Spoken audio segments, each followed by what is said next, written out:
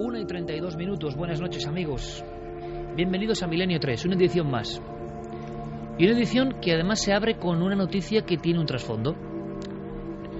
La crónica aséptica nos dice esto: la muerte en extrañas circunstancias, o todavía no aclarada, de una de esas nuevas emergentes estrellas de las tendencias, de el estilo, que en el fondo el máximo mérito sobre todo es ser hija de alguien importante, pero que las redes sociales, el tiempo nuevo en el que vivimos, convierten en auténticas celebridades, modelos a imitar. Y se la ha encontrado muerta. Y es además la típica historia que puede reproducirse en Reino Unido o en Hollywood, perfectamente, ha pasado, y cuya muerte, cuyo óbito, cuyo enigma está envuelto en secretos. Algunos tenían una fase previa. Hemos caído en ello. Y nos ha sorprendido porque la historia, la precuela, de alguna forma, el inicio antes de este episodio desgraciado, tiene que ver con una fotografía. Y puede, ojo, que todo sea casual, que todo sea una falsa ilusión óptica, que todo tenga un sentido. Pero se han conjuntado los astros de la información para generar un puzzle bastante inquietante, bastante extraño, y que hemos querido analizar. Porque un tiempo antes de encontrar a esta chica, con toda la vida por delante, muerta, al parecer una criatura de 11 meses, jugaba junto al cuerpo de su madre muerta, sin saber lo que ocurría, por supuesto. Antes de esta escena tremenda, había una foto, la historia de una foto, la historia de una foto subida a una red social, la historia de unos comentarios, la historia de la angustia de esta persona, de esta joven que crea tendencia, de esta joven celebrity, de esta joven que muestra su vida poco a poco, como hacen muchas y muchos, a través de las ventanas digitales. Es como la crónica de una muerte y de un misterio casi en tiempo real.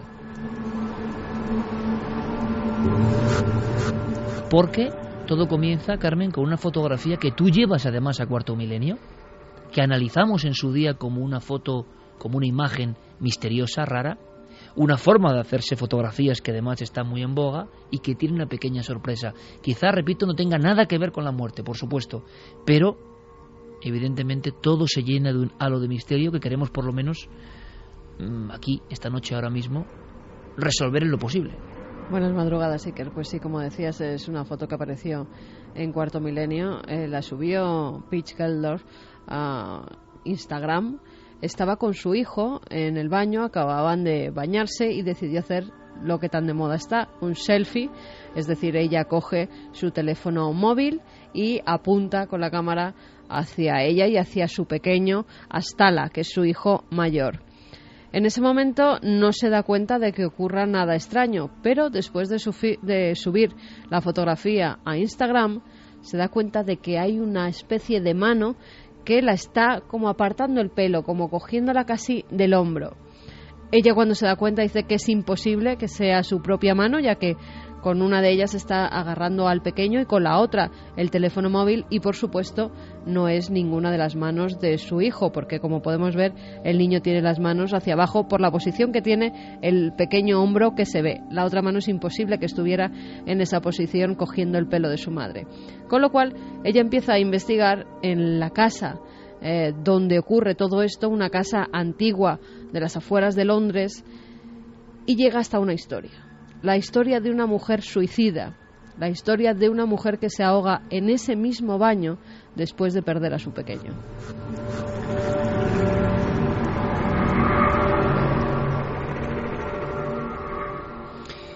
Es la historia de inicio, pero hay mucho más esta noche, por supuesto, en Milenio 3. Estamos todos juntos, todo el equipo, con Fermín Agustín, Noel Calero, don Guillermo León y Diego Marañón, preparando todo en las redes sociales, en la Nave del Misterio, y también en el Facebook de Cuarto Milenio y en el Twitter de la Nave del Misterio, y en Google+.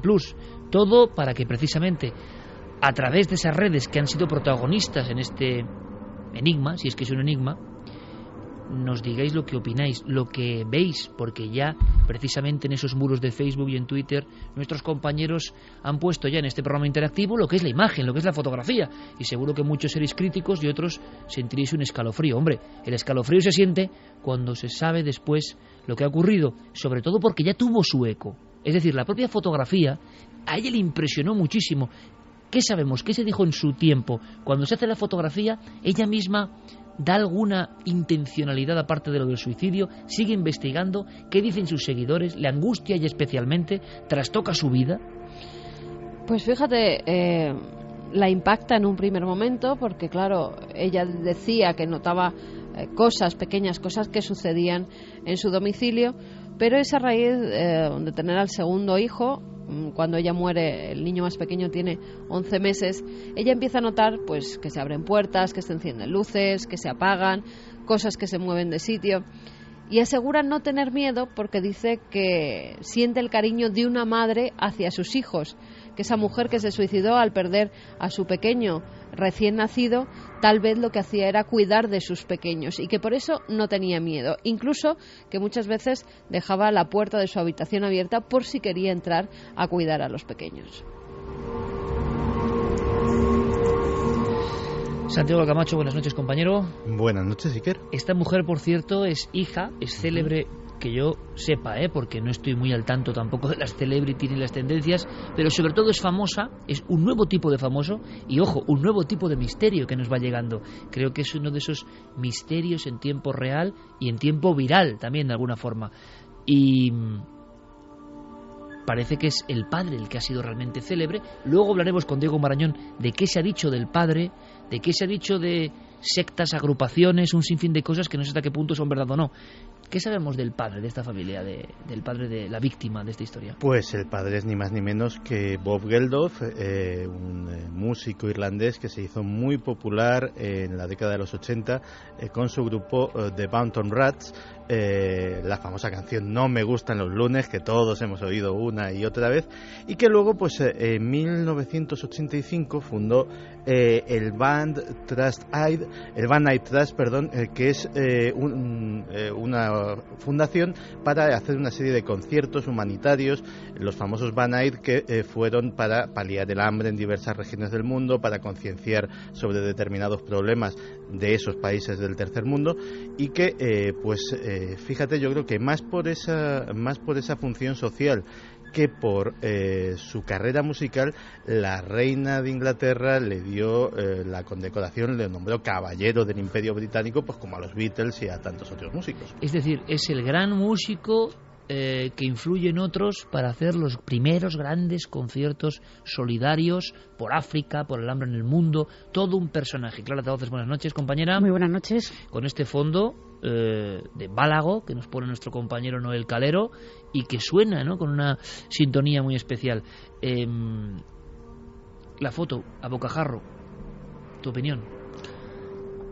Bueno, yo no soy una experta en fotografía, habría que analizarla aquí. Bueno, de hecho se analizó en Cuarto Milenio, ¿no? Y no sé qué conclusión, no recuerdo qué conclusión sacó Guillermo León sobre ella, ¿no? Que no estaba nada claro, ¿no? Que no había solución así. No, que se habló incluso hasta de una posible aplicación de estas de AP, de móviles, pero no coincidía con ninguna de las imágenes que hay ya predispuestas para que salgan como si fuera un fantasma en los móviles, con lo cual la posición de la situación de la mano no tenía sentido. La mano no parece nada fantasmal. Claro, exacto. Si tiene algún dato nuevo Guillermo León, de todas formas, o sabe algo, también que comunique en directo con nosotros, nos envíe la información y podamos arrojar así algún tipo de luz en tiempo real. La foto es muy rara, eso es verdad. La foto es muy rara. A mí me recuerda la mano esa, sí, no sé, me recordó en cuanto la he visto un poco a la mano de los monos, ¿no? De estos monos pequeñitos, un simio, pequeños, pero es muy material, es decir, que no es nada, como podrán ver nuestros oyentes si entran en las redes sociales,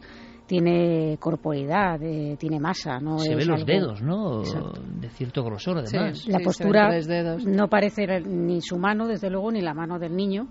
Y lo que ya no sé si podría ser algún tipo de montaje, aunque ella misma cuando lo colgó parecía muy sorprendida y en ese momento incluso un poco asustada, ¿no? Que luego ya posteriormente lo que ha contado Carmen, me imagino que al conocer la historia de la casa y de la persona que habitó en ella y lo que ocurrió, es mucho más tranquilizador para alguien que va a vivir ahí pensar que hipotéticamente si se oye algún ruido extraño es alguien que está cuidando de tus hijos, que no pensar que es alguien que quiere jorobar a tus hijos, ¿no?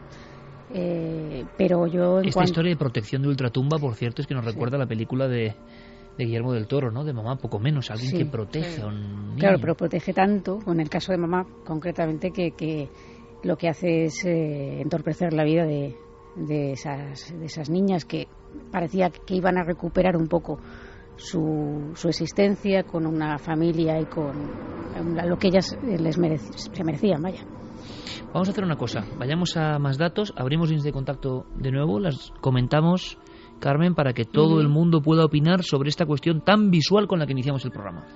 Pues vamos a abrir nuestras líneas más directas para que nos hagan llegar sus preguntas, sus comentarios a través de las redes sociales, en Twitter, en Facebook y en Google+. Nos tienen que buscar en Nave del Misterio y nuestro correo electrónico milenio3con número @cadenaser.com. Javier Pérez Campos, como no, buenas noches, compañero. Muy buenas noches, Iker. Acabas de llegar de tierras vascas con unas historias maravillosas y luego vamos a hacer un viaje muy especial, ¿te parece? Perfecto, una historia impresionante, digna de un relato gótico. Y no voy a presentar al amigo que nos acompaña porque quiero que luego sea nuestro guía especial. Y la verdad es que yo creo que vamos a iniciar todos juntos un viaje. Veremos qué etapas, como si fuera un camino iniciático, podemos realizar, pero eso seguro, disfrute y misterio. Pero eso será luego. Diego Marañón, compañero, buenas noches. Muy buenas noches, Iker. Venga, sepamos más cosas de esta noticia que ha impresionado, porque ya en algunos medios, claro, se relacionan ambos casos, ¿no? Es decir, la muerte, el hallazgo extraño y la curiosidad, la fatalidad, la simbología, quién sabe, del hecho de que la alarma surgió con una fotografía tan rara de esta misma persona junto a uno de sus hijos pequeños. ¿Qué sabemos en torno a la muerte? ¿Cuáles son los últimos datos? Bueno, los últimos datos son que precisamente, fíjate, la canción No me gustan los lunes, pues este pasado lunes, es otro motivo más para tener presente esa canción, es cuando la policía se la encontró. Recibieron una llamada de su marido, Thomas Cohen, que es cantante, porque la estaba llamando y nadie contestaba en casa, y cuando llegaron la policía junto con un amigo de la familia se encontraron esa escena que has mencionado, ¿no? Al hijo pequeño de Peaches Geldof, de 11 meses de edad, prácticamente jugando junto al cadáver de su madre. La familia espera que, bueno, el niño, al tener tan poca edad, espera que no le haya quedado ningún tipo de trauma o que no vaya a desarrollar ningún tipo de trastorno, ¿no?, por esa escena tan impresionante. La verdad es que esta modelo, esta cantante Iker, tenía ya bastante interés por todo este mundo de lo paranormal, de lo oculto. Ella en 2011 había tenido un programa en ITV, un programa de estos biográficos, ¿no?, un reality show adaptado a su vida, y en uno de esos capítulos fue con un locutor de BBC Radio, Alec Jones, y se ocupó pues de descubrir que había en torno al mundo, por ejemplo, de los vampiros hoy en día, ¿no? Ella había coqueteado con todos estos temas desde hace bastante tiempo. Y bueno, como decís, ella, después de tomar esa foto, que por cierto, yo antes de empezar el programa he buscado la opinión tanto de Guillermo León como de Anaís Pascual, que es nuestra compañera también en Cuarto Milenio, foto fija y fotógrafo del programa, y lo que queda absolutamente claro es que es imposible que sea la mano del niño por la posición en la que está, y la única opción, digamos, racional de darle una explicación con sentido a esa fotografía sería que fuese, desde una perspectiva bastante extraña, la mano de la propia Peaches Geldof. Ya sé que se ha dicho que sus dos manos estaban ocupadas, una sujetando al niño y otra al móvil, pero es la única opción. Y además Guillermo me pasaba una fotografía de Peaches Geldof en otra, tomada en otra situación, en la que comparaba un poco sus manos, ¿no? Sí que es cierto que sus manos eran pequeñas, eran huesudas, e incluso a raíz de su muerte se ha hablado incluso prácticamente de desnutrición. Se ha dicho que podía haber muerto pues por seguir una dieta absolutamente estricta, porque tenía problemas alimenticios, y esa explicación sería la única racional a esa fotografía extraña, Iker. Una muerte por posible desnutrición, es decir, ¿hablamos de un problema tipo anorexia o...? Bueno, más bien anorexia. Esta chica se ha dicho que estaba enganchada a la comida basura, que eso le había provocado diversos problemas de salud, sobre todo de colesterol, y bueno, para ella misma, para evitarse todos estos problemas e intentar dar un giro, ¿no?, a su alimentación, se había puesto una dieta súper estricta, a base prácticamente de zumo. Sus amigos, su familia habían dicho que en los últimos días estaba absolutamente delgada y demacrada, y se ha dicho, porque todavía la autopsia no arroja resultados concluyentes, que esta podría ser una hipotética causa, porque sí que es cierto que no se ha encontrado rastros de droga, ni nota de suicidio, ni nada parecido alrededor del cadáver. 1:47. Por tanto, ese niño de 11 meses es el último testigo. Es curiosa la sincronicidad. Que puede ver, ¿no?, lo que ocurre ahí. Hay una curiosa sincronicidad, que es que su madre también murió en el año 2000, la madre de Peach, de una sobredosis de heroína, y la hija pequeña que tenían también estaba al lado del cadáver de la madre cuando se encuentran el cadáver. O sea que su madre pasó por la misma situación con una hermanastra de Peach Geldorf.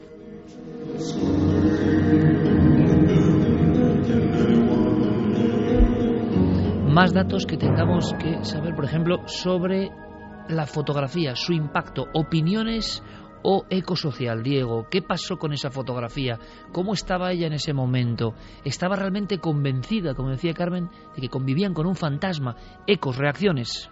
Bueno, en cuanto subió esa foto a su cuenta de Instagram, una cuenta que, por cierto, hoy en día, a día de hoy, ahora mismo a estas horas, está eliminada, no está disponible, las reacciones no se hicieron esperar. Los seguidores le decían que, bueno, que prácticamente tenía que obligatoriamente investigar, ¿no?, porque era algo bastante extraño, y eso hizo y lo que salió a la luz es la historia que nos ha contado Carmen al principio del programa.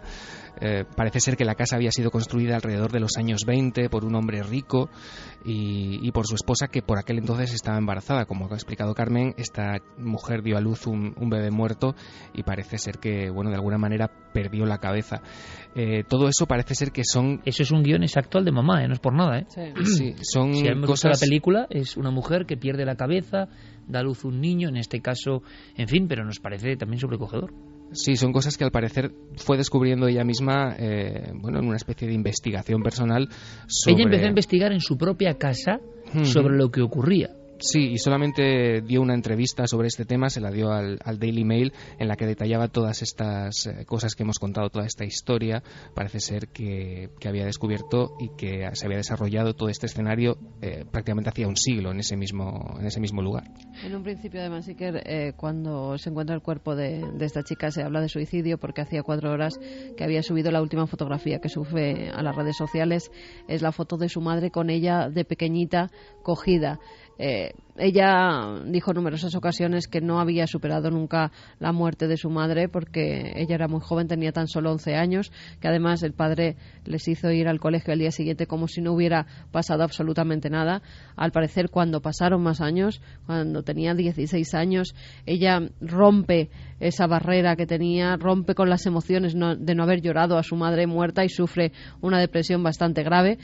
Con 16 años ella ya estaba escribiendo en la revista Elle, que había para adolescentes, con lo cual era una chica que estaba activa desde muy joven en todos los medios de comunicación. Era una it girl, lo que se llama una... ¿Por qué es célebre o por qué era célebre esta chica? Pues porque vendía su vida, porque había hecho varios realities en los que la protagonista era su vida, cómo se vestía, dónde iba a cenar. Era una celebridad en el Reino Unido. Totalmente, era una celebrity. La seguían los medios de comunicación también por ser quien era, hija de quien era, y porque, ya te digo, desde los 15 años tenía columnas de opinión sobre moda en diversas revistas para niñas, para adolescentes, y también en algunos diarios. Cuando creció opinaba sobre moda en algunos periódicos londinenses, con lo cual era una persona bastante conocida también en la noche.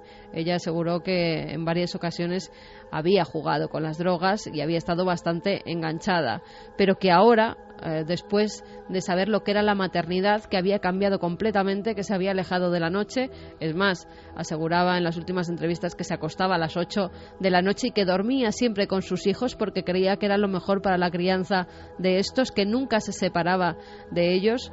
Estaba con el pequeño, al que, fíjate, es una chica pues que tanto su marido como ella pues tenían posibles para tener a diversas criadas, a gente que cuidara a sus niños, y siempre se hacía ella cargo de los pequeños. El mayor de los hijos estaba con su padre de viaje y ella se estaba encargando de cuidar al pequeño, con lo cual no se explican por qué en este momento en el que ella estaba tan bien, de repente se la encuentran muerta. Es más, los informes de la policía dicen que es una muerte por el momento inexplicable, que creen que es por causas naturales, porque no se ha encontrado nada que haga pensar en un crimen, en un suicidio, en un asesinato o en algo que haya podido suceder, con lo cual creen que es una muerte natural, pero no saben todavía por qué causas. Dicen, y lo comentaba antes Diego, que esas variaciones en la comida, en el 2011 salieron unas declaraciones diciendo que tenía un corazón como de una persona de 90 años, porque tan solo se alimentaba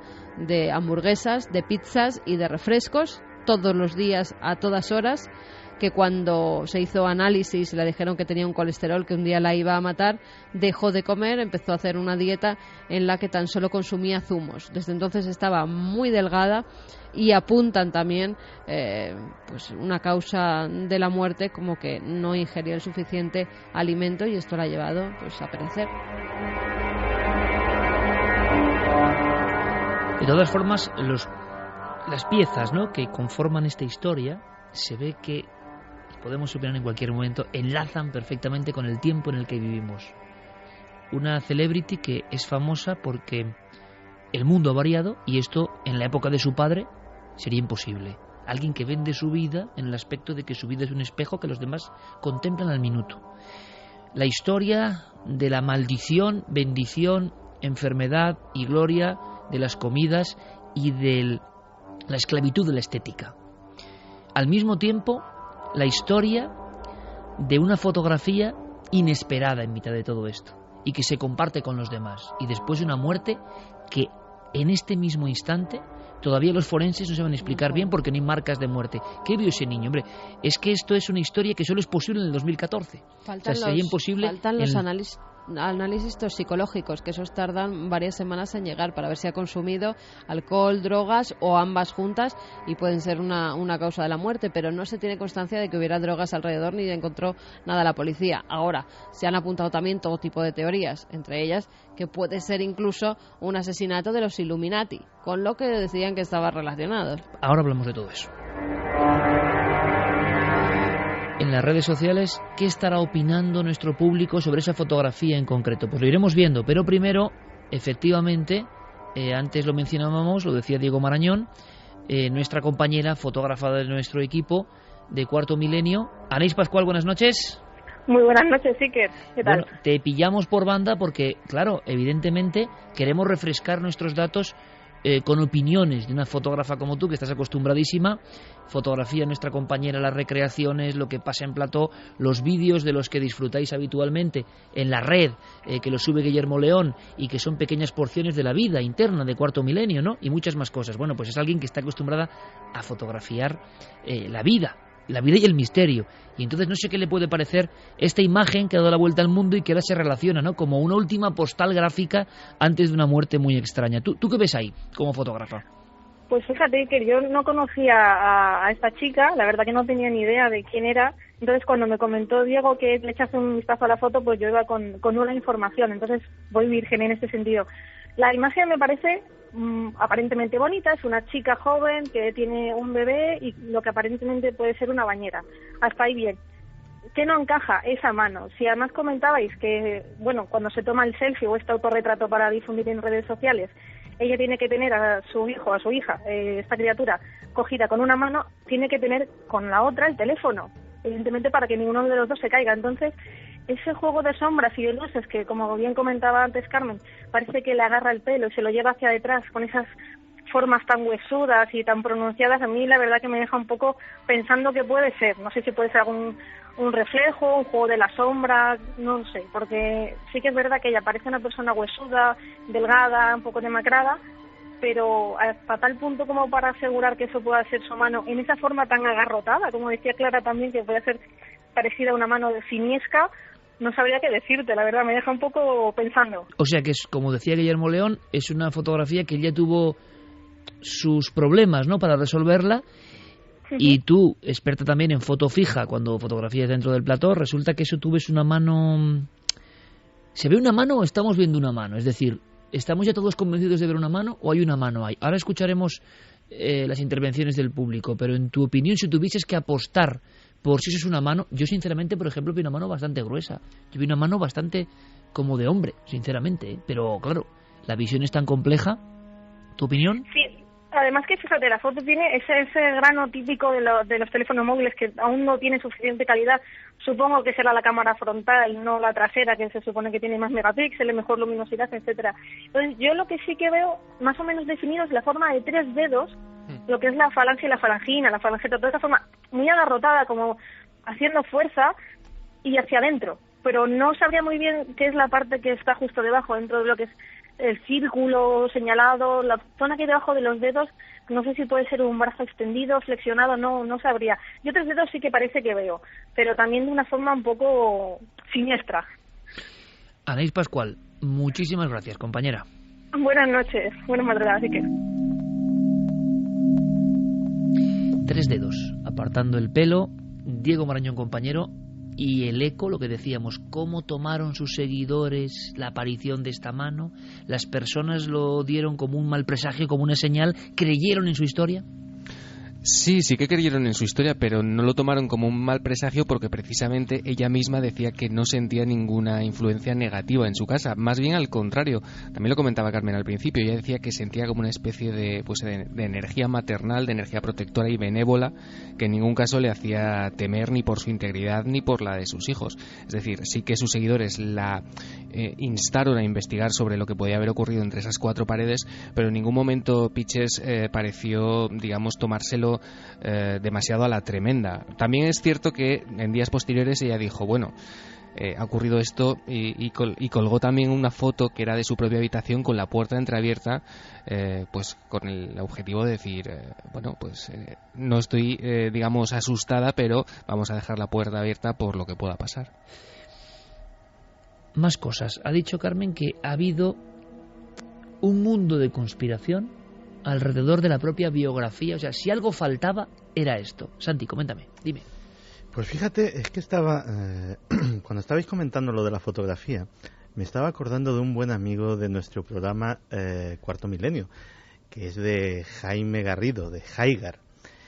Y él, si hubiese visto esa fotografía, hubiese traído a colación una palabra, egregor. Porque al parecer Pitches Geldof jugaba también con algunas cosas que no debía. Parece ser que el Daily Mail publicó en su día que Pitches Geldof se había unido a la OTO, se había unido a la Ordo Templi Orientis que fundó Aleister Crowley. Precisamente... ¿Cómo, Santiago? ¿Me estás contando que esta joven celebrity tenía conexiones con un grupo oscuro? Con un grupo oscuro... De ocultismo profundo. De ocultismo profundo, cuya principal actividad, que no única, es la magia sexual, precisamente encaminada a la convocación de egregores y de espíritus de otras dimensiones, lo que normalmente llamamos demonios. Puede que fuera una extravagancia de famosa de nuevo cuño, pero yo hace muchos años tuve ciertos contactos con el capítulo de la OTO en España, y si llegué a alguna conclusión después de conocerles y de ver más o menos lo que hacían, es que no sé hasta qué punto pueden ser eficaces sus ceremonias, pero desde luego que se lo toman en serio, profundamente en serio, y que creen que esas ceremonias de magia negra sexual tienen algún tipo de influencia en el universo visible, de eso te puedo dar testimonio de que es así. O sea, se lo toman tremendamente en serio.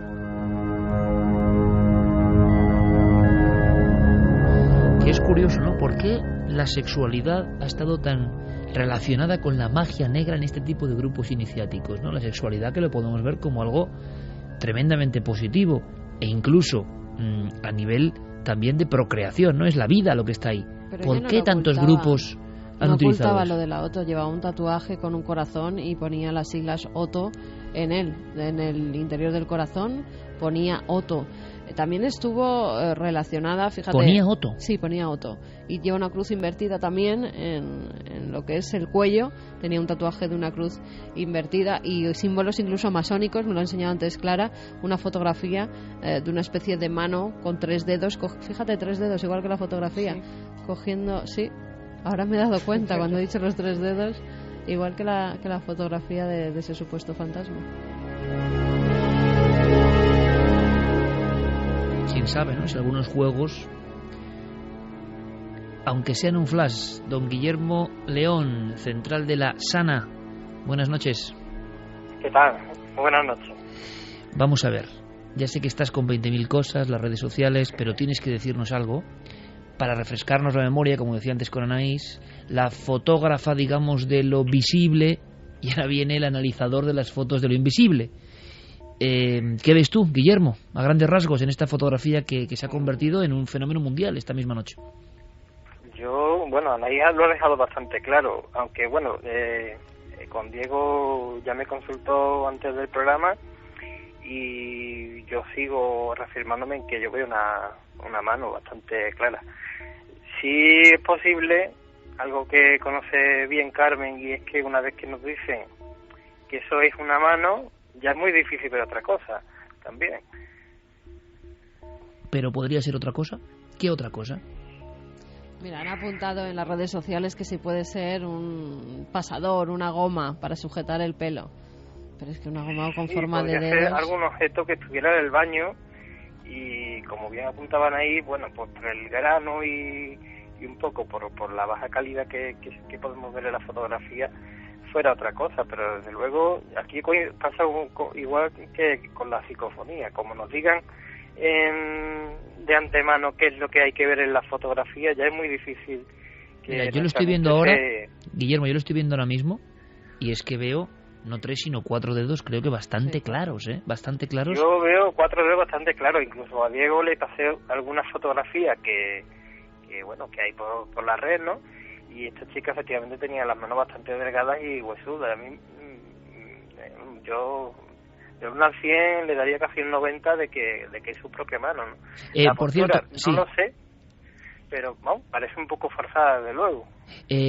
Posibilidad de montaje, fraude, aplicación que genera ahí una anomalía y la coloca, la postea, no. No lo creo. Yo, viendo más la historia, creo que la anomalía pudiera estar en la mente de esta chica o de algún trastorno, porque quizás ella vio algo que no claro, pero si fuera su mano, ¿con qué sentido dice que se ha aparecido un fantasma en su casa, no? No tiene ningún sentido. Diría que es su mano que se está agarrando el pelo y ya está, pero... Además la coloración de la propia mano, la textura... Hay un detalle incluso también que no puedo dejar de fijarme en él, que no sé si lo habéis visto, justo debajo de la mano, en lo que parece el brazo, se ve como unos brillos. Yo no sé si son efectos de la cámara, pero a mí me hacen pensar automáticamente pues como en unas ampollas, como en algo que está quemado. Es el agua. Es agua. Es el agua de la bañera. Están dentro de la bañera y es claro. El agua de la bañera. Puede ese ser reflejo. también una pequeña bañera de plástico que hay para... Claro, pero no, están en la bañera metidos los dos. Si os fijáis, la parte de atrás es la bañera grande y ella está bañándose con su hijo. El agua lo tienen debajo, ella está con las piernas encogidas y tiene al niño pequeño. Bueno, es un programa complicado porque es muy interactivo y muchas personas estarán rabiando porque no tienen acceso a las redes sociales, pero mañana lo pueden tener, o muchas personas que están con sus dispositivos y pueden disfrutar de la fotografía que en la nave del misterio ha colocado ya Guillermo León. Guillermo, muchísimas gracias, compañero, como siempre. Nada, a vosotros. Vayamos un poco más allá, detrás de esta historia con la que iniciamos el programa. Se ha hablado de la Otto. Y tienes un documento, ¿verdad, Diego? Sí, porque, bueno, hay que decir que esta chica sí que estaba, es cierto, metida en la Otto, pero anteriormente pues ya había estado coqueteando con, por ejemplo, con la cienciología, ¿no? Y ella sí que, digamos, como decía Carmen, se enorgullecía, ¿no? No escondía absolutamente su pertenencia a este culto. Que se ha vinculado, como decíais también, frecuentemente con los Illuminati. En fin, se ha hablado de, yo qué sé, de conjuros para llamar a los dioses dentro de este movimiento, del uso de drogas. También se ha dicho alguna vez que podía podría ser. La verdad es que, como apuntaba Santi, es un grupo dedicado prácticamente a discutir y a practicar la magia telémica cuyo máximo abanderado era Aleister Crowley, y en mayo de 2013 Iker, Rodney Orpheus, que es ahora mismo el máximo líder de este movimiento en el Reino Unido, este hombre es músico, productor y escritor, ha escrito un libro, por cierto, que se llama El Grimorio de Aleister Crowley. Bueno, este hombre concede una entrevista a un programa de radio en la que se le pregunta directamente por la pertenencia de Peaches Geldof a este movimiento. Hace casi un año le preguntan por eso. Exactamente, en mayo de 2013. Y él, lejos de desmentir, ¿no?, cualquier vinculación de esta persona con este culto, lo deja caer y dice que no es él quien debe hacerlo público por respeto a la privacidad de los integrantes del movimiento. Si quieres, lo escuchamos. Si ella dice que es miembro, no tengo motivos para dudarlo. Generalmente no hablamos sobre quiénes son miembros o no. No es una cuestión de secretismo, sino de respetar la privacidad. Ella parece estar encantada de decir que pertenece a la OTO, y eso está genial, pero hay gente que prefiere no hacerlo. No debo ser yo quien lo confirme o lo desmienta. Definitivamente no estoy negándolo, pero nunca la he conocido personalmente. Esto dice el señor que se llama Orpheus, ¿no? O sea, como Orfeo viajando al inframundo. En fin, qué mundo más curioso y más extraño. También las redes de conspiración, las redes alternativas, heterodoxas, llamadlo como queráis, ha tejido ya, ¿no?, su universo de posibilidades, me imagino que muchas muy fantasiosas, pero es que esto entra de lleno en esos temas que no sabemos dónde empieza la ficción y dónde algo habrá de los nuevos tiempos, ¿no? Santiago Camacho, por ejemplo, hace unas semanas o unos meses hablaba de esas divas Illuminati, que parece que lo lógico es que todo sea merchandising, cuestión de patar, ser el más malo de la manada, ¿no? Y sin embargo puede que haya algunas personas, como siempre ha habido, que realmente tenían inclinaciones y llegaron a estar en esos ritos, ¿no? ¿Qué se ha dicho? ¿Qué se llegó a decir, compañero Diego? Pues, bueno, todo eso que habéis comentado. Sí que es cierto que a principio de temporada, ¿no?, Santi nos traía esa noticia que había llegado incluso a los titulares del País, ¿no?, que había esa especie de llamadas divas MK Ultra.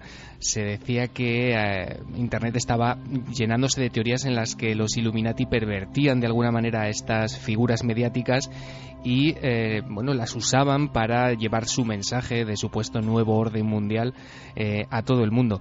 No sé si en el caso de Peaches Geldof se ha llegado tan lejos, pero desde luego la red conspiranoica sí que ha hecho su trabajo, como te digo, y bueno, se la ha vinculado, como te digo, a todos estos movimientos, cienciología, OTO, la foto fantasma, la maldición de su familia. Todo esto ha urdido una especie de red de extrañeza alrededor de la muerte, que, como decía Carmen, además sigue a día de hoy sin explicar. Se le ha hecho la autopsia, este miércoles se hacían públicos los resultados y esos resultados eran no concluyentes, así que yo creo que con lo que nos tenemos que quedar es con ese titular por ahora de muerte súbita e inexplicada.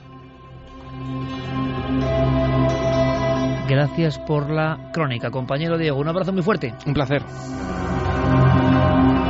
Por cierto, Clara, que me he imaginado muchas veces eso de que te pasen cosas. Claro, es diferente ante una celebridad, no sé si hay casos parecidos, pero empezar a investigar lo que pasa en tu propia casa y casi compartirlo con tus seguidores. ¿Será la muerte misteriosa relacionada con lo paranormal de la persona que más seguidores virtuales tiene en el mundo a este nivel, ¿no? Es decir, nunca hemos tenido otro suceso similar, pero seguro que ha habido casos y sucesos donde alguien empieza a ver estas cosas, hace una fotografía. Luego viajaremos a algunos sitios donde las fotografías también han sido protagonistas en algunos casos, fotografías extrañas. Pero a mí lo que me sigue llegando, ¿no?, y dando fuerte, es la persona que de motu propio, cuando está viviendo un fenómeno y todavía no sabe decidir si eso es bueno, si eso es malo, qué está ocurriendo, si es su fantasía, se pone a investigar. Me imagino esta muchacha, que por cierto me da mucha lástima, ¿no?, porque ha aparecido muerta 25 años junto a su niño, ¿no?, que al final es lo más importante. Dejémonos de zarandajas. Ese niño que tendrá forma de... no creo que podrá recordar él, yo creo que no. Pero ha habido personas, ¿verdad?, que por un motivo se abre la caja de Pandora, y muchas veces son las mujeres, que es curioso, que tienen, yo creo, que mucha más sensibilidad y más redaños en este caso para enfrentarse a lo extraño, las que empiezan a investigar qué ha pasado en su propio lugar, en su propio domicilio. Pues sí, precisamente el caso del archivo que traemos esta noche, que no pudimos emitir la semana pasada porque se nos fue el tiempo, tiene que ver mucho con esto. Y yo creo que es importante cuando tú estás viviendo en un sitio que desconoces la historia y que es un sitio que a priori, sobre todo cuando son lugares con cierta solera, son lugares antiguos, ¿no?, que han pasado lógicamente varios propietarios por allí en principio, y que se desconoce la historia. Si tú vas a vivir a un lugar así y por las circunstancias que sean, tengan explicación o no, que la mayoría de las veces la tienen, empiezas a notar cosas extrañas o a escuchar ruidos que no puedes explicar, o que sucedan cosas que confluyen en el momento, varias circunstancias que te dé un poco de, digamos, miedo, ¿no? Y es muy lógico para mí el querer investigar y saber qué ha pasado ahí, ¿no? Porque el no hacerlo te genera esa duda, esa intranquilidad, que a veces es peor.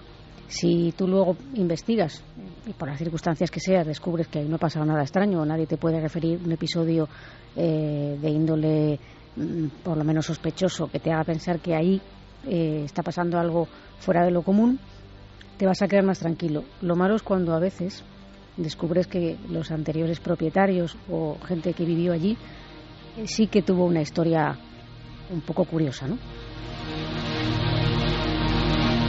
No os perdáis, aunque será en la siguiente hora, ese caso que a mí me impresiona y casi me alivió, ¿no?, el hecho de no haberlo contado la semana pasada, ese caso reducido, que creo que, Clara, tendrás por ahí también los recortes de prensa. Volveremos a leer, si te parece, y volveremos a comentar, porque iba por ahí, cuando alguien, y no es ninguna celebrity, y es un piso muy humilde en un barrio humilde de Madrid, se pone a investigar en su casa y encuentra algo.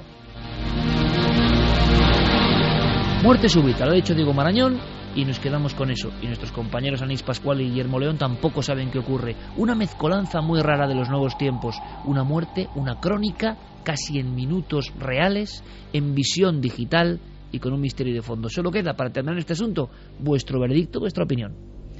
Pues vamos con los comentarios. Solamente apuntarte que también esta chica había denunciado una red de pederastia, por lo menos a uno de los cantantes, que luego dijo que sí, fue acusado por ella en las redes sociales, y luego se realizó un juicio en el que él se autoculpó, dijo que era verdad, de dos madres que eran seguidoras suyas y le habían dejado sus niños para que mantuviera relaciones con ellos, 2 niños de 11 meses. ¿Esta chica había denunciado a personas? Esta chica había denunciado a un cantante muy famoso por ¿Y había pederastia. conexión con el misterio también? ¿O aquí había...? Sí, porque también era Illuminati.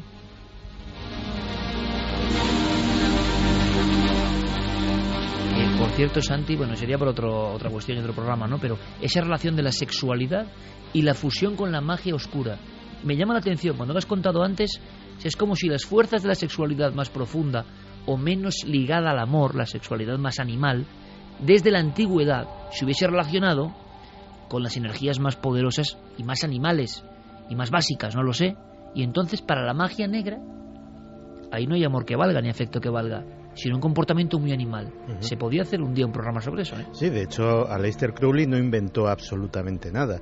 Desde las civilizaciones más remotas, los ritos mágicos y la sexualidad, sobre todo los ritos mágicos de carácter, lo que podríamos llamar magia negra, han estado muy imbuidos.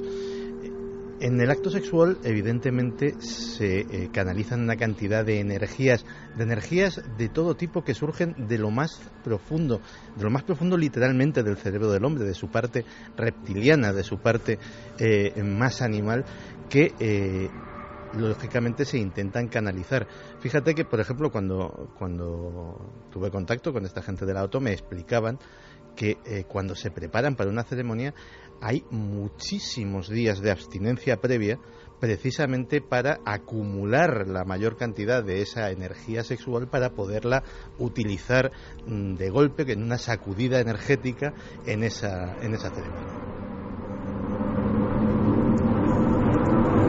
Pues es un tema así como un poco escabroso, pero que un día podíamos contar, ¿no? Porque es una parte también del misterio. ¿Por qué esa relación de algo bello, algo positivo, llevado a esa otra parte animal reptiliana que también existe, ¿no? Y cuando he dicho reptiliana, que es el cerebro, más de uno habrá dado un brinco hablando de todo esto. Vamos con los mensajes. Roberto Resina dice: por favor, no sabía que la de la foto era Peach Geldolf y al verlo me ha dado un escalofrío. Qué tétrico. Ángel Alcántara: aparece una mano izquierda porque el dedo meñique está arriba. Sol Sánchez, no es la mano de la chica, mira la cara de la chica, esa mano es desproporcionada para esa cara y del niño no es. Emanuel de Ita dice, debajo de la barbilla de la mujer se ve una cara pequeña y muy rara. Rosa Portela, esa mano está de más, por delgada que estuviese no creo que tenga ángulo y la mano parece de un anciano o anciana. Parece una mano de una persona muy mayor, yo es lo que veo, pero claro, no sé. Pedro Abeja dice, se ven 3 dedos y parte de un cuarto, ¿no? Corbatunturi, que espeluznante la fotografía, esos 3 dedos que se ven le quitan las ganas a uno de hacerse un selfie por precaución. Emma dice, yo ahí no veo ninguna goma, eso es una mano de quién, no sé, pero es una mano. Lo que estamos viendo es que si hiciésemos una estadística, ganaba la mano, sí. Que además la coloración, si vemos la coloración del cuerpo de la chica y de la mano, es que no sé, será lo que sea, pero desde luego de la propia chica no parece, ¿no? Bruja dice, se ve claramente que es una mano. Reyes de H, y si es una especie de pareidolia, pero en vez de rostro identificamos una mano. Sick Monster, mal rollo con la mano que sobra, pobre mujer, descansa en paz. Pato, ya, pero al niño lo puede apoyar en el antebrazo a la vez que hace la foto. La mano tétrica es de la chica. Jesús, es espeluznante que te hagas una foto y te parezca una mano y al poco tiempo esa persona fallezca. Claudia Domingo, acabo de ver la foto y es espeluznante, la mano sobre parece todo que ella no identifique señora... que no identifique su propia mano. Dicen, es su propia mano, y hacer una broma de este tipo con tu hijo, tengo la mano de alguien que tal, y cuando es tu propia mano. De hecho, cuando ella cuelga la imagen, el comentario que dice explica cómo lo ha hecho. Es decir, ella está diciendo claramente que no ha usado o sea, que solamente podía usar la mano para utilizar la cámara y la otra para sujetar al niño. Es decir, ella no es consciente en ningún momento de haber apoyado al niño en otro lado. Claudia Domingo decía, acabo de ver la foto y es espeluznante, la mano parece de una señora mayor, es muy huesuda y se le notan mucho los nudillos. Jesús Pacheco, el meñique está hacia abajo, los dedos son más grandes que los de un niño, chicos y rechonchos, y la curvatura de la mano, para que hubiera sido ella, tendría que ser contorsionista, para que la muñeca le dé ese gesto. María Kiko Rey, ¿y si no fuera una mano? ¿Y si fuera solamente un artilugio para sujetarse el pelo? Está en el baño, despeinada, con un niño pequeño, puede que el recogedor del pelo se le hubiera caído, una cinta gruesa de pelo, podría ser. Lola Martín dice, lo raro es que la mano tiene el mismo color de piel que la chica. Patricia Vázquez, la foto es muy rara, no parece una mano humana. Efrén Valverde, sin duda una muerte misteriosa, puede que la comida basura influyera en su muerte. Bueno, pues hablamos ahora, durante los próximos minutos, también de una cuestión que impresiona. Luego hablaremos de lo que pasó en Zaragoza, si os parece, más adelante, porque tenemos muchos contenidos.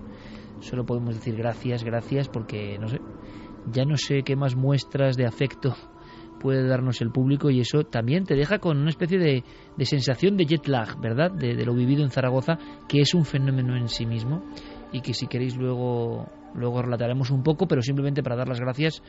Tanta gente que no pudo asistir a esa charla, una simple y humilde charla, y la sensación una vez más de que somos muchísimos y de que la energía que nos conecta es maravillosa en estos tiempos que corren, ¿no? Gracias por hacérnoslo saber y por dejarnos tan claro en el cerebro de todo este equipo inmenso de la nave, en radio y en televisión, y de todos los que lo componen, de todos los que aportan algo, que tenemos que seguir siempre al mismo nivel y con el mismo entusiasmo, porque es muy importante, porque la misión va mucho más allá de contar casos como este mismo que hemos contado, porque es pura actualidad.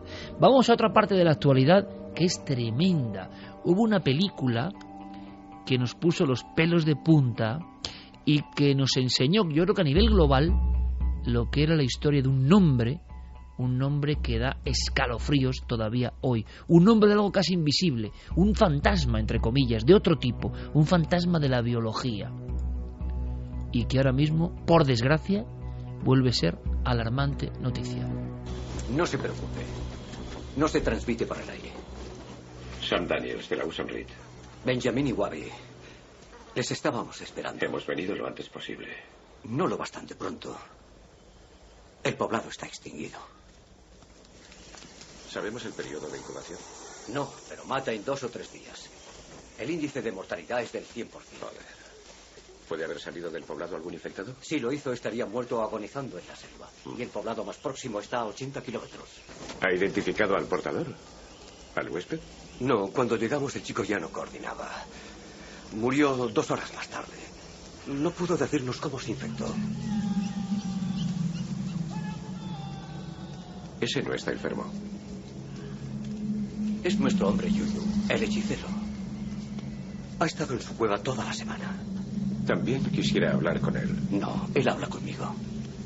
Verá, cree que los dioses despertaron de su sueño por culpa de los hombres que talaban los árboles y que los dioses se enfurecieron. Y que esto es un castigo.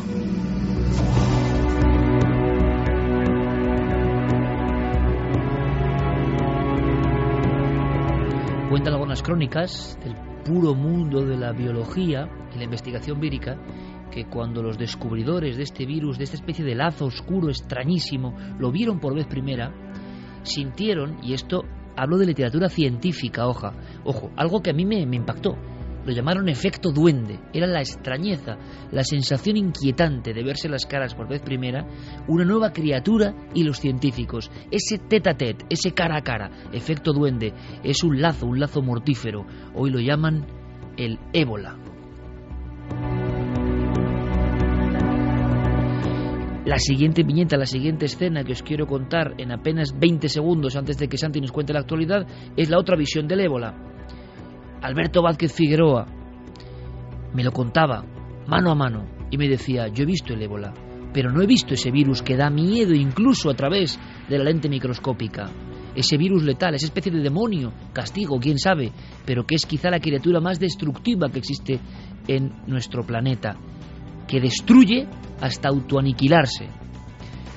¿Y cómo viste tú el ébola?, le decía Alberto Vázquez Figueroa. Y me dice: un día llegamos a un pueblo en África. El viento soplaba. Era una zona yendo ya hacia el desierto. No debía estar el ébola ahí. Y vimos a toda la población muerta, como auténticas bolsas de sangre, como un pueblo de zombies. No había nadie.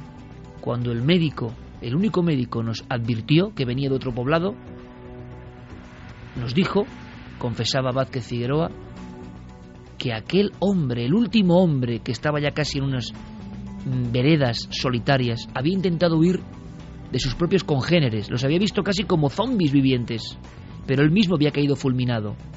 Y ahí se paraba el virus. El virus es una bomba tan destructiva que mataba hasta lo último vivo, y al final se autoconsumía en su propia pira. No quedaba nada ni nadie. Años después, Vázquez Figueroa volvió en el mismo lugar.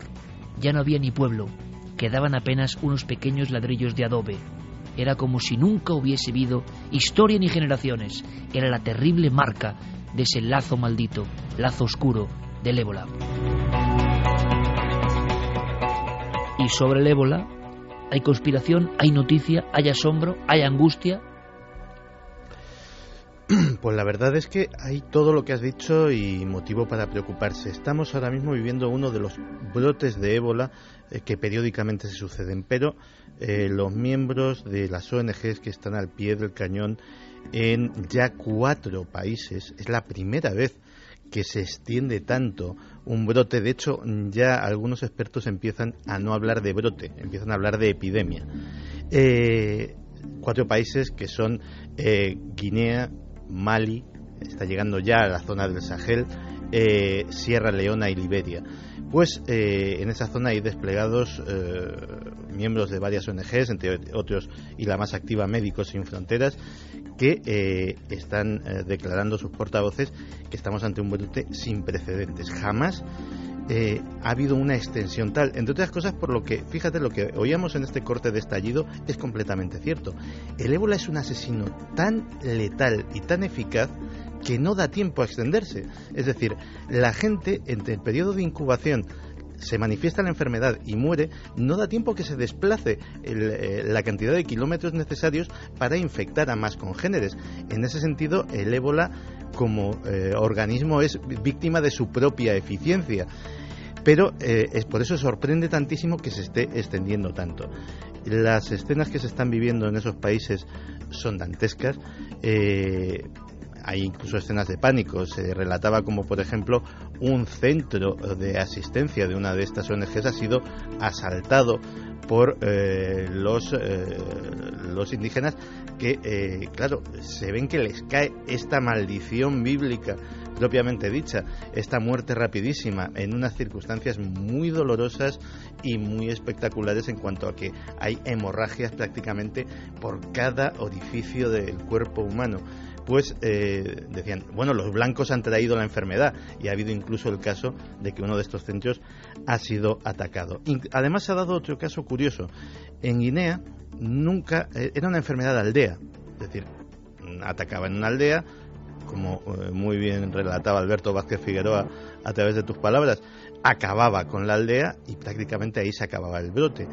Ha habido casos por primera vez en Conakry, en la capital, una capital de 2 millones de personas. Es decir, estamos hablando de un brote que está dando muchísimo miedo.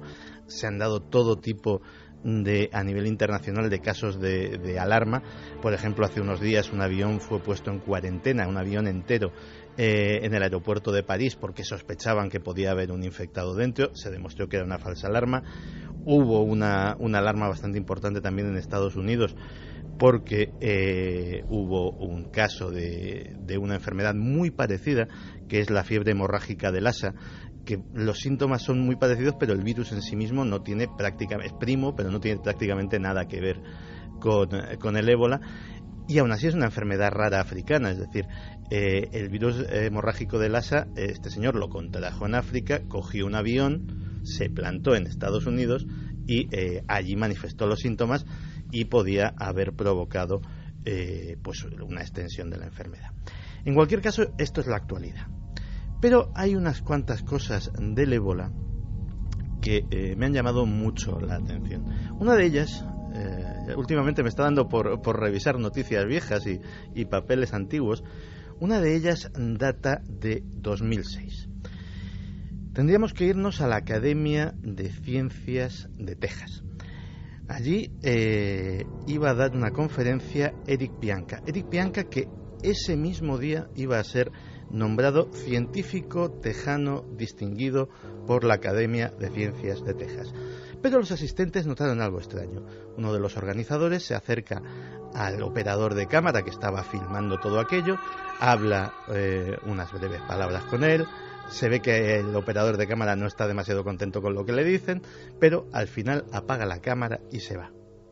Algo extraño iba a suceder ahí. La conferencia de Eric Pianka era básicamente sobre el tema sobre el que suele tratar. Él es un ecologista, digámoslo así, de los más furibundos, de los que opinan que el ser humano es una lacra para la vida en el planeta Tierra, y que si nos redujésemos mucho la población o incluso si desapareciésemos, pues tampoco pasaría nada malo para la madre tierra. A lo largo de la conferencia fue hablando de cómo pues diversas cosas como la guerra, como las hambrunas, incluso como el SIDA, pues podían de alguna forma mermar la población humana, pero que todo ello eran métodos demasiado lentos, demasiado ineficaces. Él tenía una solución para los problemas de la Tierra: el ébola.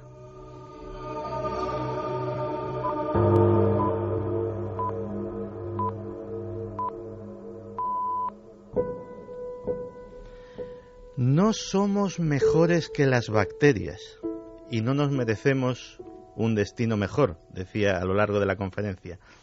Si apareciese una forma de ébola como el ébola Reston, que es una variedad que se transmite por el aire, se transmite como un catarro común y que afortunadamente es la única que no afecta a los seres humanos.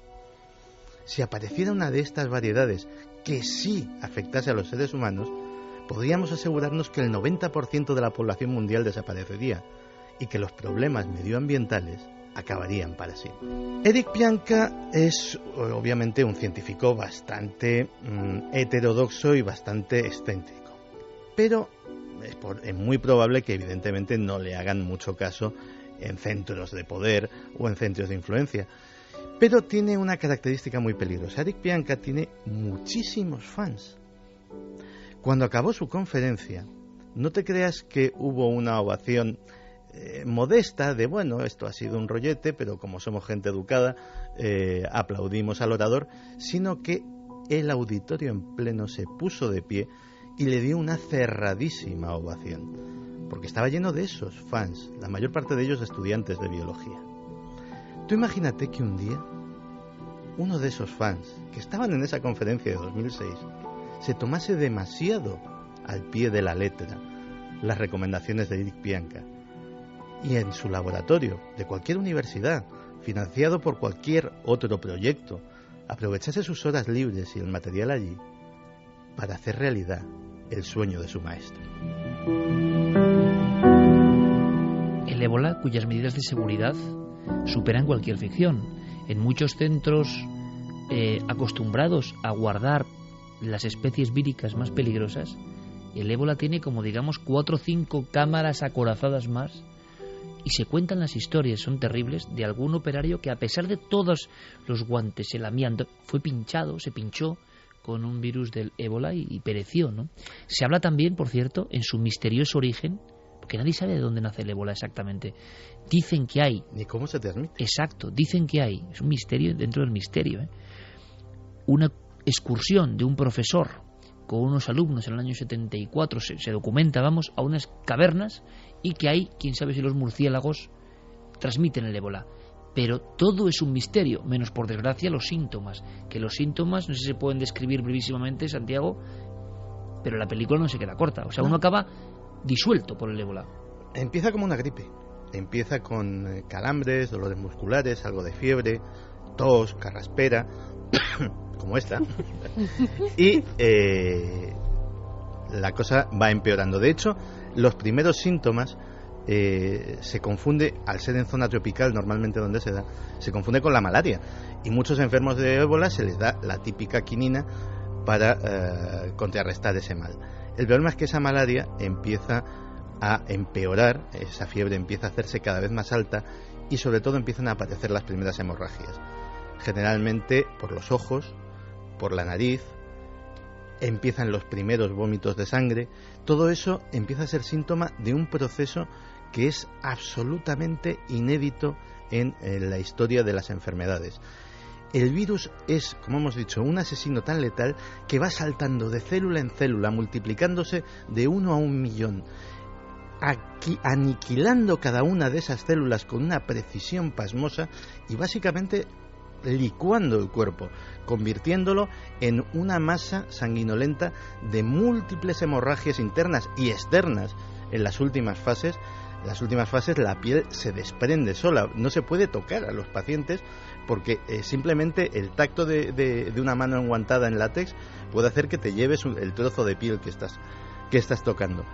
Es realmente el demonio encarnado en un ser microscópico. Y fíjate que desde 1976, que es cuando se encuentra en los primeros casos, en el río Ébola, en el Congo, que es precisamente el que le da el nombre, ya empezaron a surgir las primeras teorías de conspiración. Hay un libro que se llama Virus Emergentes, escrito en 1996 por el doctor Len Horowitz, en el que este médico afirmaba que tanto el SIDA, la conspiración sobre el SIDA es muy vieja, como el ébola habían sido creados como armamento biológico. Y de hecho lo asociaba todo a los trabajos de una persona y de un lugar del que hablaremos algún día, y no tardando, que era un antiguo científico nazi llamado Eric Traub, que fue puesto a trabajar en una instalación estadounidense en un lugar llamado Plum Island, y que decían que ahí podía haber estado incluso el origen del ébola. Pues no sé si se creó como arma biológica, pero a día de hoy está categorizado como arma biológica de clase A, las más peligrosas, porque se pudo averiguar que el Biopreparat, que es la organización que tenían los soviéticos para la creación de armas biológicas, había ensayado con éxito la diseminación de ébola mediante aerosoles, es decir, eso que estaba deseando nuestro amigo el doctor Pianka, pues los soviéticos habían diseñado un arma en el cual podían, mediante aerosoles colocados en bombas o en aviones, diseminar el ébola. Y no fueron los únicos que se les ocurrió la idea. ¿Tú te acuerdas de la Verdad Suprema? Perfectamente. Pues la Verdad Suprema envió a varios de sus miembros al Zaire para intentar hacerse con una cepa de ébola y utilizarla para sus atentados en Japón. Para quien no se acuerde, gente muy joven que incluso no había nacido, aquellos locos que contaminaron el metro de Tokio con gas sarín, matando a muchas personas, ¿no? Matando a muchísimas personas. Afortunadamente se dieron una serie de circunstancias que hizo que el atentado no saliera tan bien como estaban esperando, y de matar a miles mataron a decenas. Y bueno, Yoko Asahara, que fue el culpable y era el líder de la secta, fue capturado y sometido a uno de los juicios mediáticos, pues yo creo el más importante de la historia del Japón moderno. Hay un último dato que es inquietante. ¿Sabes que recientemente la Guardia Nacional norteamericana, de los 50 estados, cada estado hay una agrupación de la Guardia Nacional, recientemente han recibido kits para la detección del ébola? En todos ellos. Esos kits son una maletita en la cual simplemente con una muestra y sometiéndolo a una serie de pruebas químicas se puede dar positivo o no. ¿Se temen que una epidemia de este tipo llegue a los Estados Unidos? Yo creo que no, pero la potencialidad como arma biológica de este virus es tan alta que están preparados para que el día menos pensado algún loco como Asahara o algún militar como los expertos del biopreparat soviético puedan atacar no solo a los Estados Unidos, sino a cualquier otra nación con este enemigo mortal.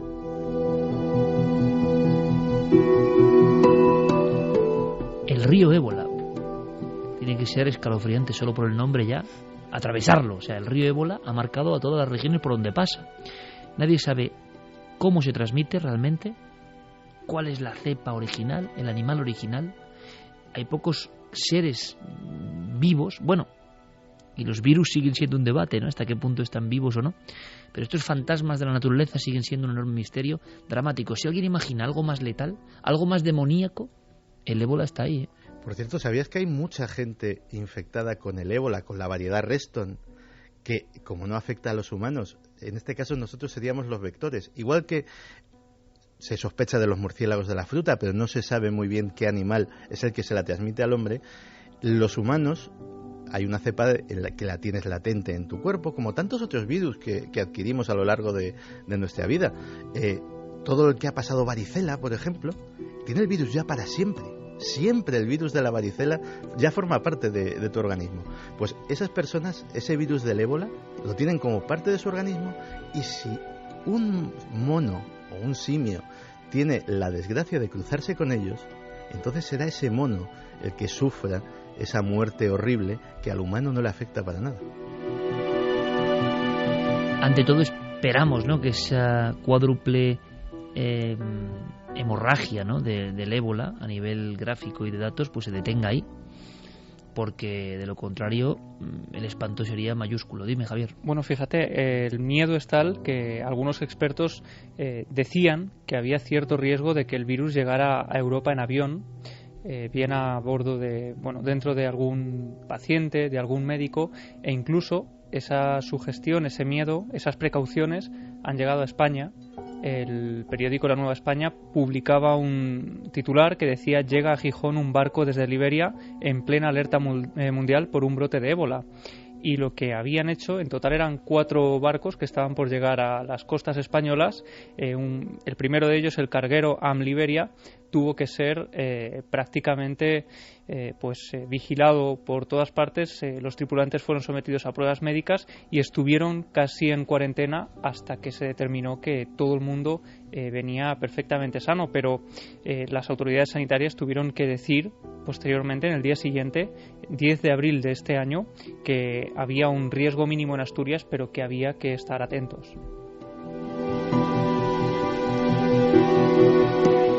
Excelente apunte periodístico, Javier, pero que da mucho miedo, y yo creo que aquí hay que cruzar los dedos, más que nada, ¿no? O rezar, o que cada uno quiera, porque de verdad que esto es el espanto de la propia naturaleza en ocasiones, que tiene estas armas también de destrucción masiva. No solo el hombre, ¿no?, genera armas de destrucción masiva, también la propia naturaleza. Y claro, cuando uno escucha lo que acaba de decir Javier, pues le da mucho miedo ya hasta los que investigan y los que dicen que está bueno uno o no, porque ya el miedo es enorme y no queremos tampoco dar miedo. Ojalá esto se quede una vez más en esos brotes terribles, ¿no?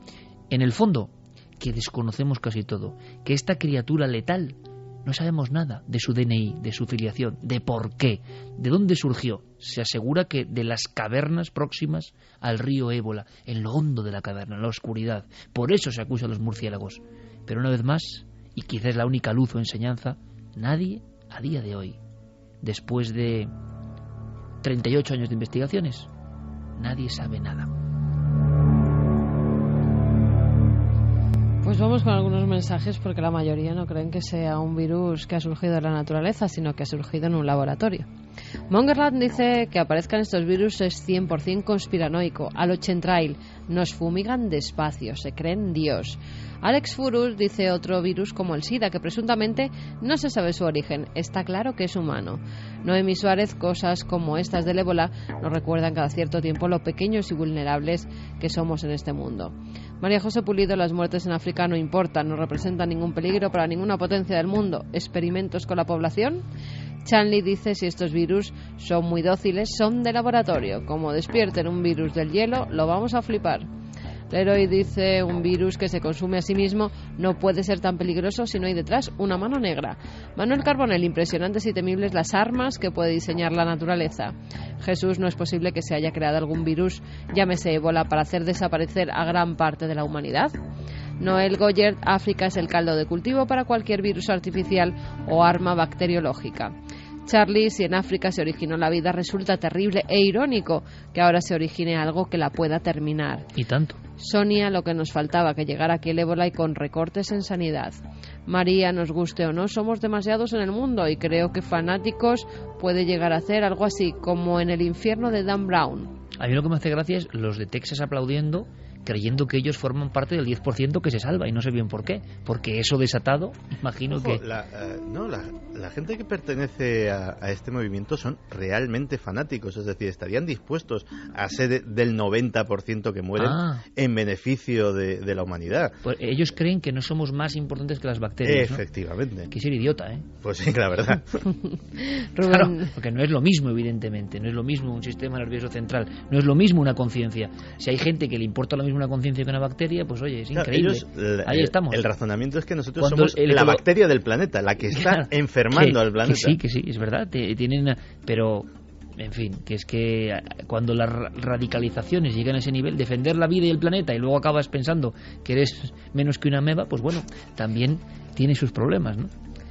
Rubén decía, vaya virus, más que un virus parece un arma biológica, se autodestruye cuando acaba con toda la vida a su alrededor.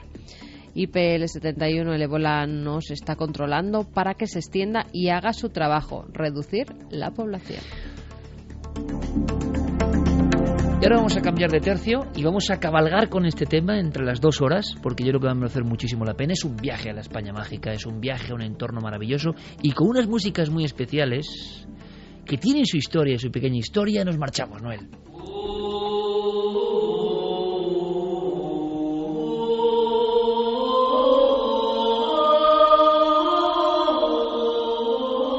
Don Enrique Echazarra, bienvenido, buenas noches, compañero. Buenas noches, muy bien, muy agradecido por esta invitación y encantadísimo de que habéis mostrado interés por el tema que vamos a hablar ahora. Bueno, es que además estamos aquí dos vitorianos de pro con estos cánticos que tienen toda una historia, amigo.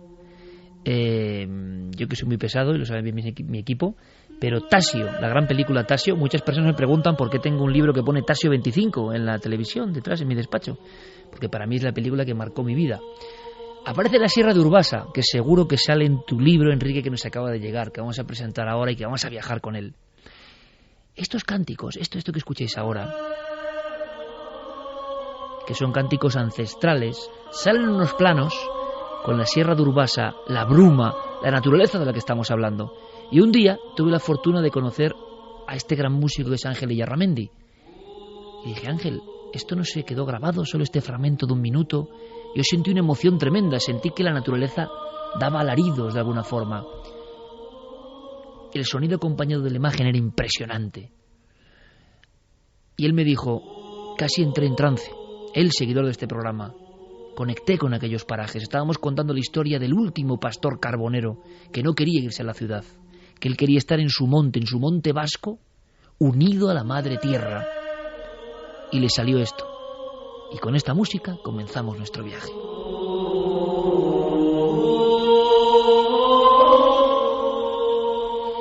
«50 lugares mágicos del País Vasco». Lo edita Cidonia. Enrique Chazarra, el autor. Nos conocemos hace casi siglos, ¿no? Milenios. Y nos seguimos sorprendiendo. Mira, yo he propuesto a Enrique, porque además sé que Javier viene emocionado, vienen de un lugar que también es noticia, y nos lo van a contar ahora, y ocurre en Zarauz, en el País Vasco. Pero antes, como hemos hablado del ébola, un aspecto muy oscuro, y hemos hablado de una caverna donde pasan cosas, el misterio tiene a veces esta zona de oscuridad. Me gustaría que fuésemos a un sitio, le dije, Enrique, por favor, sitios que no sean muy conocidos, que nos sorprendan a todos y que nos animen, ¿por qué no?, a conocer esa tierra maravillosa, mágica, bellísima, donde hay parajes como el de Urbasa, donde todavía uno simplemente escucha el viento, simplemente escucha el sonido de la tierra y se queda ahí enganchado, ¿no?, diciendo, estoy viviéndolo como lo vivieron hace 3000 años, aquí en mitad de la absoluta frondosura del bosque. Vámonos a una cueva. Enrique, preséntanos tú mismo la cueva.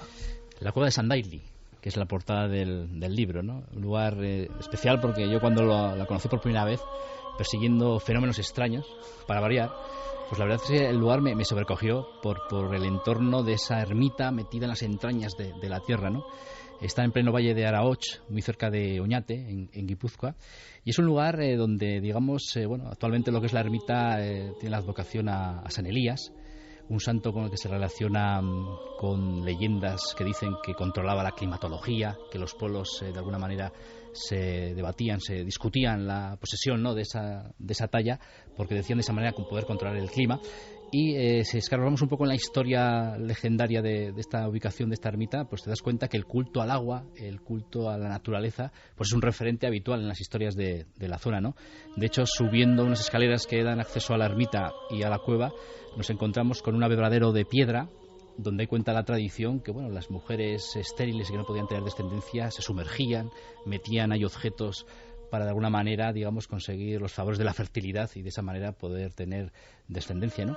Pero que es curioso que al margen de estas leyendas y estas tradiciones que te estoy comentando, yo llegué, como te decía, ahí un poco a esta cueva porque, bueno, se comentaba, era, digamos, un clamor popular en la zona de Oñate sobre todo, pues que en esa cueva se oían sonidos extraños, se oían lamentos, se oían de alguna manera pues todo este tipo de ruidos que formaban parte un poco de la leyenda popular de la zona y de una manera muy reciente, ¿no? Entonces, bueno, todo el mundo hablaba de ello como que, bueno, eso son leyendas, son historias sin fundamento, pero bueno, igual fue mi sorpresa que a la hora de documentarme para, digamos, el libro e indagar un poco en la historia de esta ermita, pues gracias a la colaboración de algunos historiadores de la zona, llegamos a la conclusión, más que nada a la documentación, de que efectivamente esa leyenda tenía, digamos, su base histórica.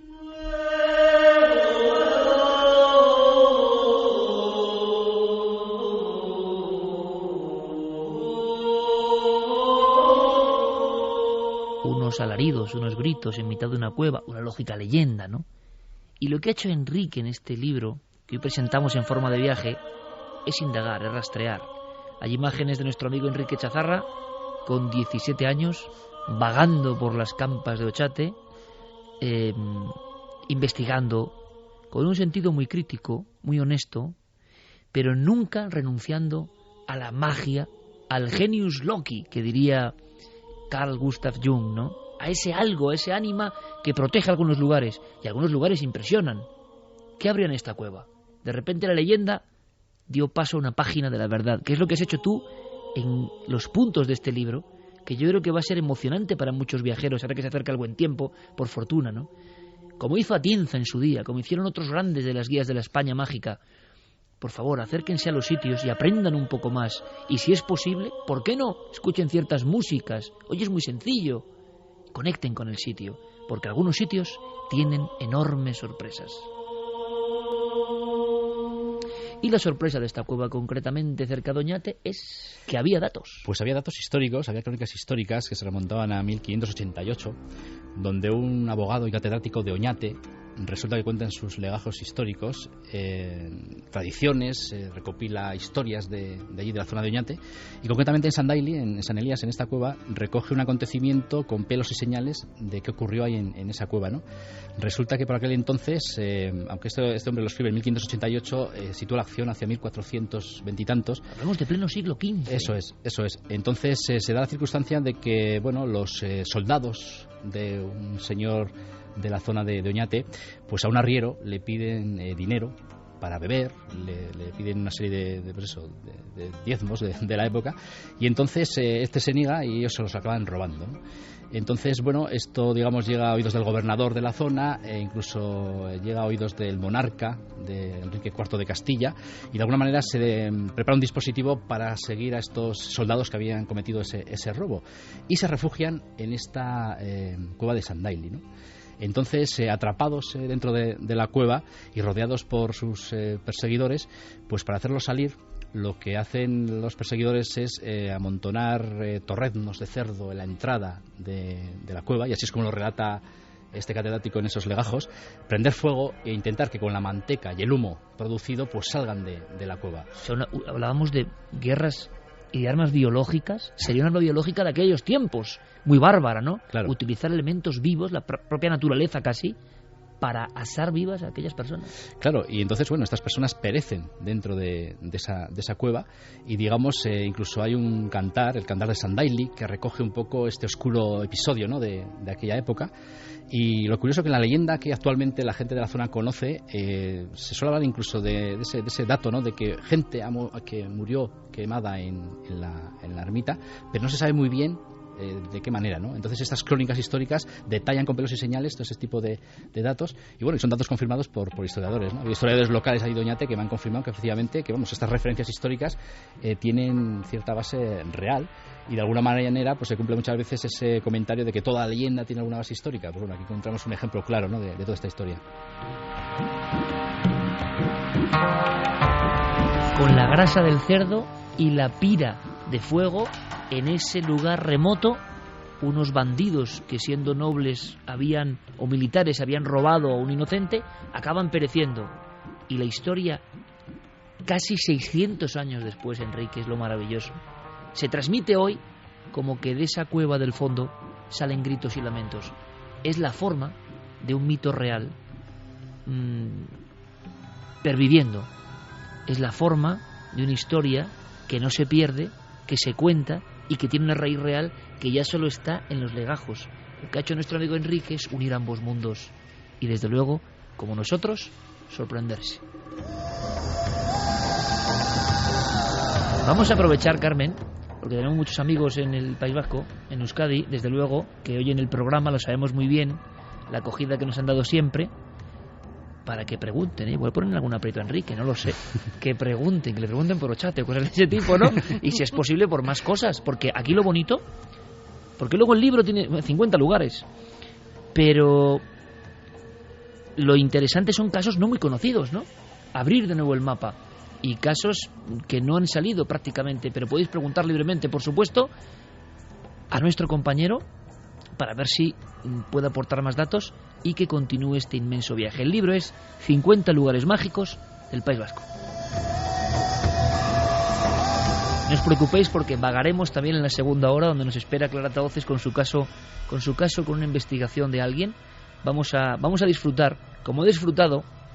¿Quién no disfruta si va a Zarauz? Hombre, es difícil, ¿no? Disfrutar en Zarauz, de verdad, porque es una tierra privilegiada. Pero es que Javier, junto a Enrique, iban en busca de otra cosa. Y en este caso esa cosa la habéis encontrado, varada en la playa. Sí, parecía casi un esqueleto que durante años ha estado escondido debajo del agua. Y ese esqueleto nos llevaba a reflexionar sobre cuántos otros fantasmas habrá escondido, sumergidos bajo nuestras aguas, ¿no? En este caso, la noticia surgía en marzo de este año, cuando algunos medios locales hablaban de el temporal rescata un trozo de historia de Zarauz. Y es que el temporal, a pesar de los destrozos, a pesar de los daños, también sirvió para dejar a la luz algunas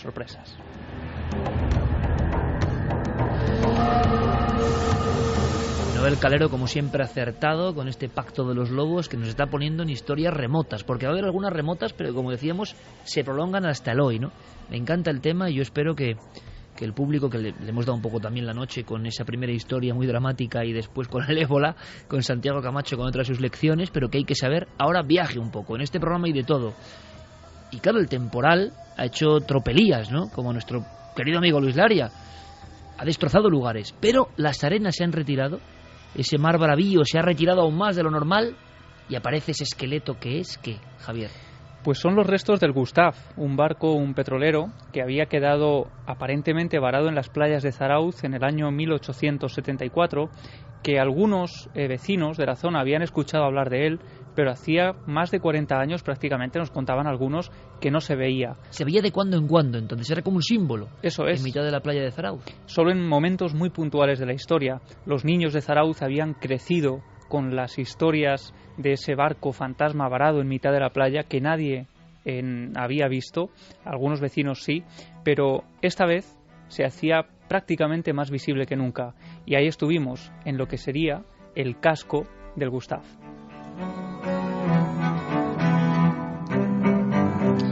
¿Y qué tiene el Gustav? Vamos paso a paso. Enrique, rápidamente, ¿por qué está esto sujeto a una leyenda? Bueno, un barco varado, como tantos en la costa vasca, ¿no? ¿Qué tenía de especial este barco? Hombre, la historia de por qué está ahí varado ese barco ya es curiosa, ¿no? Digamos, en pleno temporal, allí hace 140 años, por 1874, resulta que, digamos, para evitar el temporal, el barco se intenta refugiar en el islote de San Antón, un islote en las costas vascas, cercano a Guetaria, entre Guetaria y Zarauz.